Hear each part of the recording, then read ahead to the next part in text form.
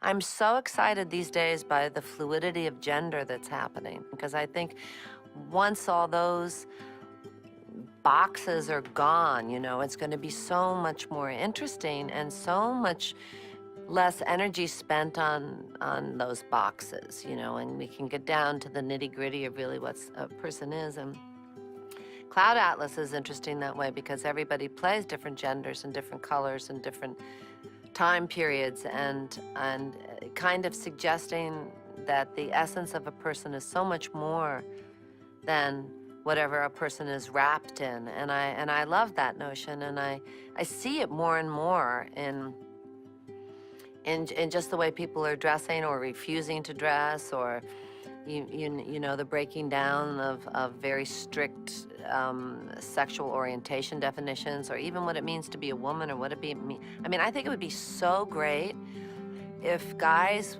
could be allowed to be as sweet as they are when they're boys. I always knew what I had to do for my daughter to give her a fair shake in the world, because as a woman, and we all know it's a man's world, blah, blah, blah. But the socialization problem for guys is so ruthless.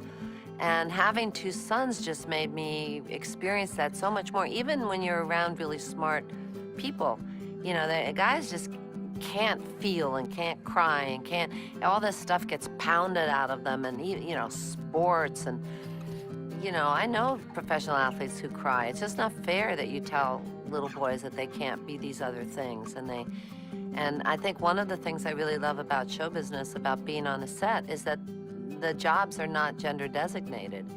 I love these women that have their tool belts on and are pulling cables and, operating cameras, and it's so cool. And then you've got the guys who are painting the scenery and doing all the artistic stuff. And I think that it's a much more interesting world when people don't have such narrow ideas of what they can be.